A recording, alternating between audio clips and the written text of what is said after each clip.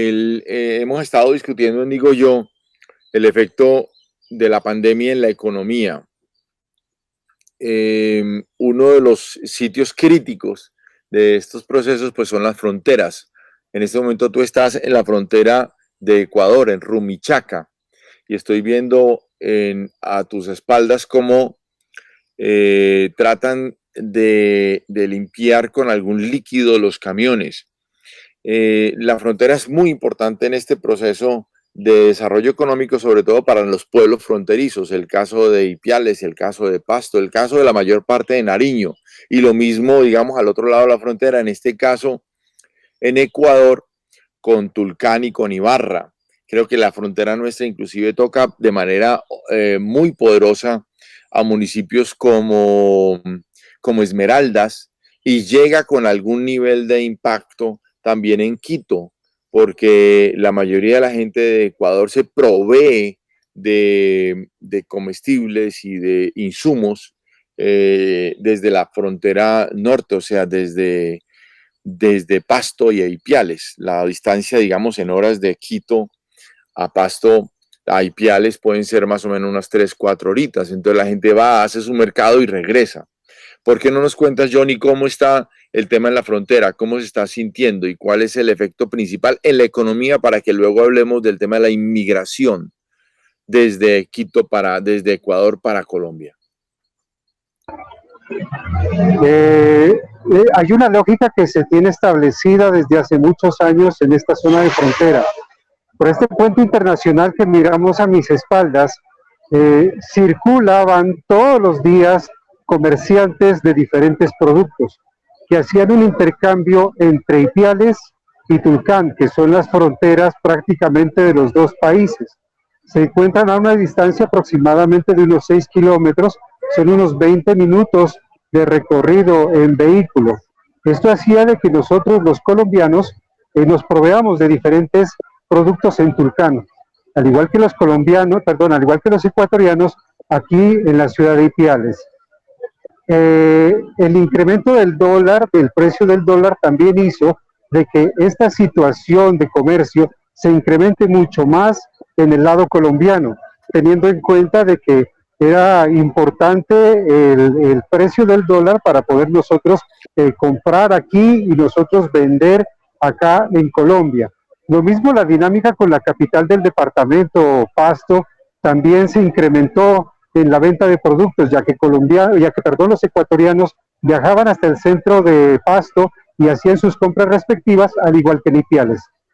En el momento que se cerró la frontera, esto causó prácticamente un caos aquí en la zona de frontera, porque ya no tenemos ingresos de ninguna especie. Muchos vendedores ambulantes, vendedores estacionarios, el comercio en general, está prácticamente cerrado, y la zona de frontera, que era dinámica, en este momento solo se ha convertido en paso de carga. Evidenciamos también nosotros en este momento, en la parte de atrás, cómo los vehículos de transporte internacional ingresan hacia el lado colombiano, que fluyen inclusive hasta la ciudad de Cali, Bogotá, al igual que los vehículos que van de norte a sur, que los miramos en este lado, también van hacia el lado ecuatoriano con materia prima. Eso quiere decir que la frontera sigue fluyendo en la parte internacional, pero en la parte local prácticamente estamos en una recesión total de venta, Johnny, y compra de insumos. Johnny, el tema, o sea, no me parece prudente que ubiquemos el contexto del comercio local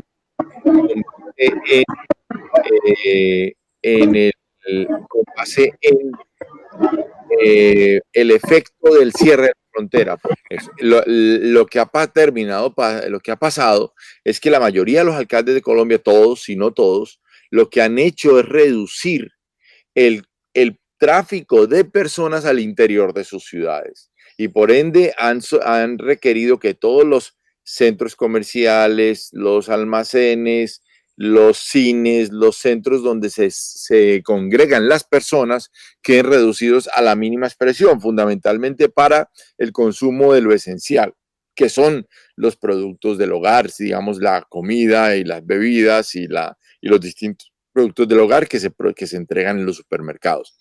Ahora, tú tienes razón que el contexto macroeconómico de un dólar más alto debería estar beneficiando enormemente a los colombianos en este momento. ¿Por qué? Porque el ecuatoriano que compra y vende en dólares porque su moneda es el dólar, pues tiene mayor capacidad de compra en un mercado que está fundamentalmente sustanciado por un peso colombiano muy devaluado, como es el de Nariño. Pero independiente de eso, lo que no puede haber en este momento en Ipiales y en Tumaco y en Pasto son almacenes y comercio abierto fundamentalmente por la pandemia. Ahora, yo veo muchos camiones ir y venir y creo que ese es uno de los elementos esenciales para sobrevivir la pandemia, es que el círculo, el circulante de productos sí continúe, pero lo que no veo es gente subiendo y bajando. Lo que quiere decir es que los almacenes en el lado de Ipiales y en los almacenes en el lado de Tulcán, en ese rincón ecuatoriano, no deben estar abiertos. O sea, no hay consumo de parte de la población porque veo muy poquita población. Eso es lo que está pasando. Sí, exactamente eso es lo que pasa aquí en la ciudad de Ipiales.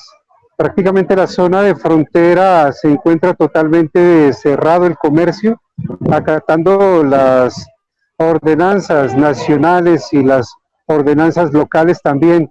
El alcalde de Ipiales ha dispuesto también muchas situaciones que se han dictado con el fin de que las personas no salgan de sus hogares y puedan llevar una cuarentena mucho más estricta y en el sentido de que no pueda contagiarse de coronavirus.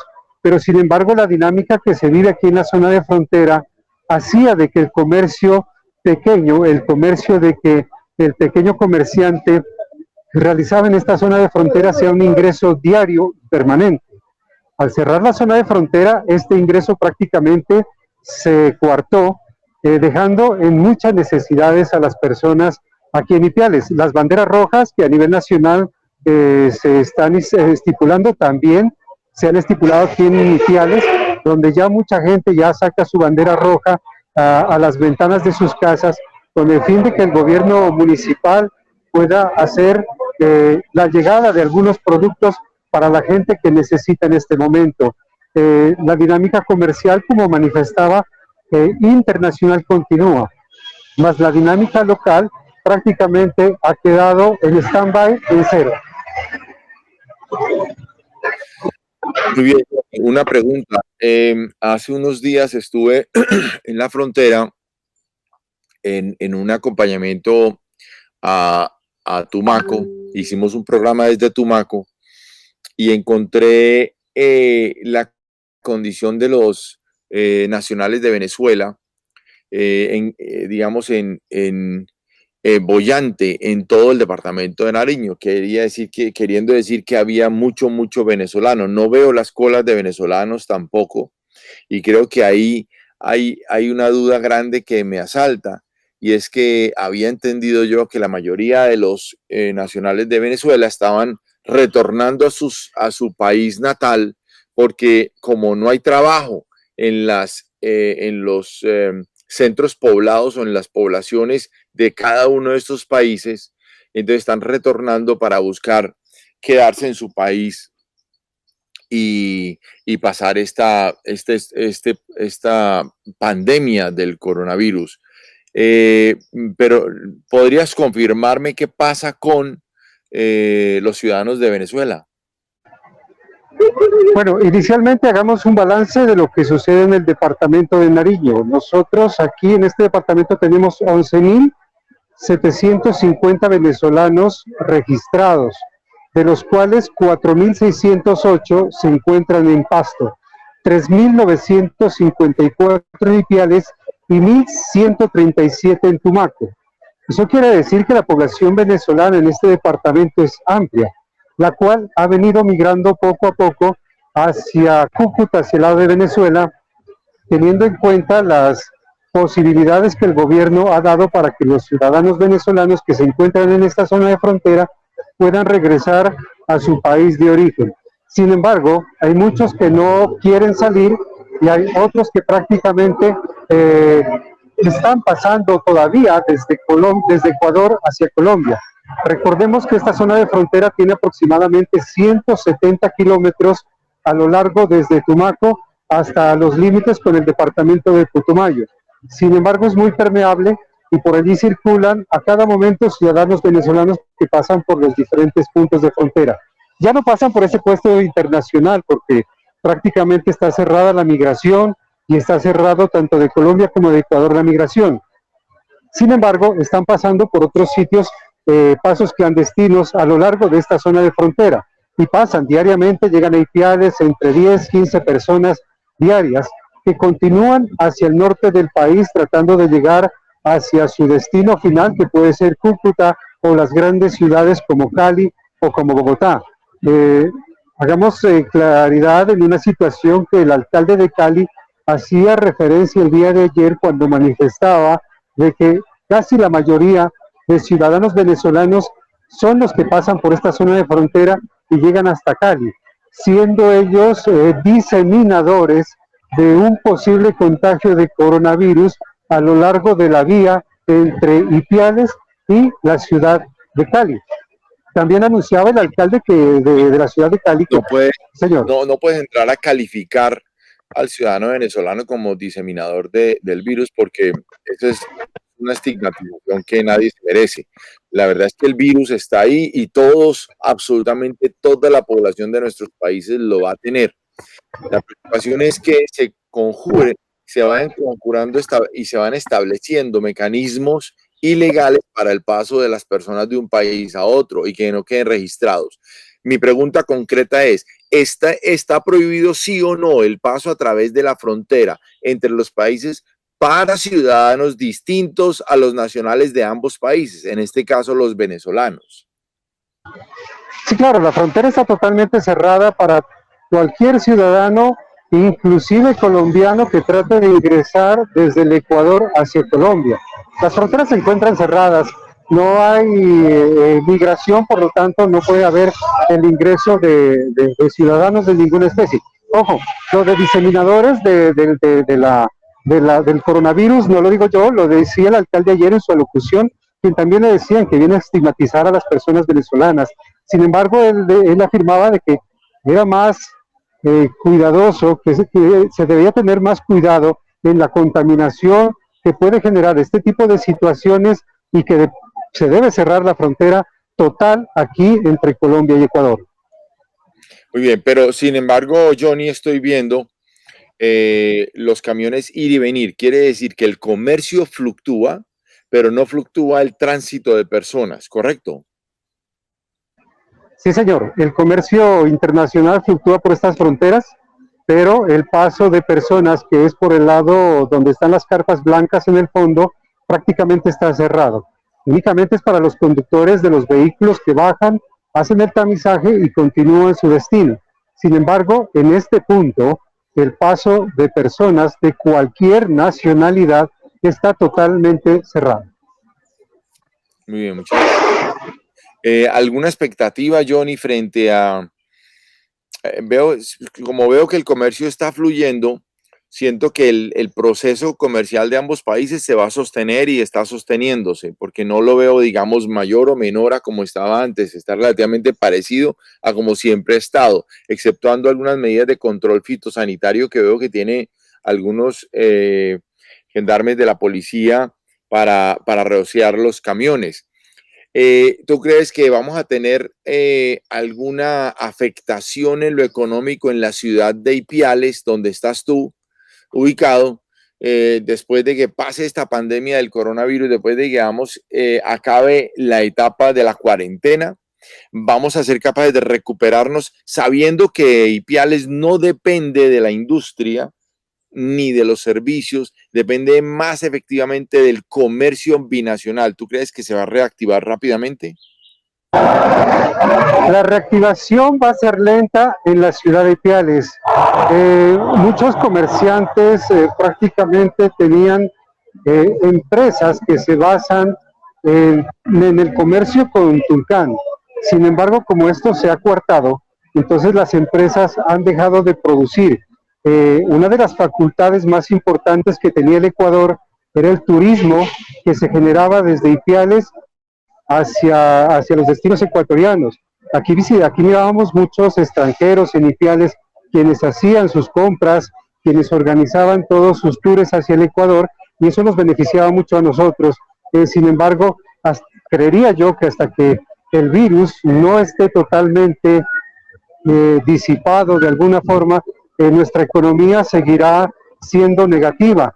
La economía prácticamente en este momento en Ipiales ya colapsó. Muchas personas ya no tienen la capacidad de producir para poder alimentarse, porque recordemos que nosotros aquí en Ipiales vivimos del comercio, el intercambio diario de productos que se generan entre Colombia y Ecuador. Y eso ha causado prácticamente que se cierren muchos locales comerciales que estaban activos pues en zona de frontera. Y claro, eh, ahí en este momento hay dos pandemias que hoy amenazan la existencia del ser humano. La pandemia en Colombia, hablando de Colombia y hablando de nuestros hermanos ecuatorianos. La pandemia de la salud, que está representada en el coronavirus y ya en sus 4 vertientes distintas o cepas distintas, porque el virus ha ido modulándose de manera que se adapta a las circunstancias locales.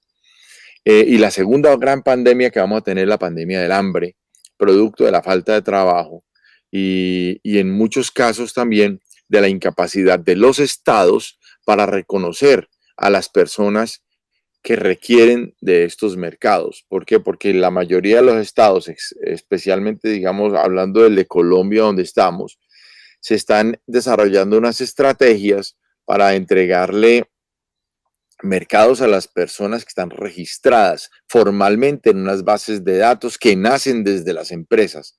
Pero la informalidad colombiana, como la ecuatoriana, es inmensa.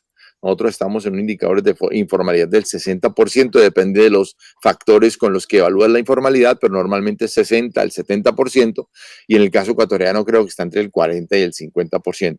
Esos informales que hoy no tienen la capacidad de ser protegidos por el Estado colombiano o ecuatoriano, van a llevar la peor parte en esta época de pandemia y sobre todo en estos momentos de grandes, del pico del coronavirus que será entre esta semana y la semana entrante.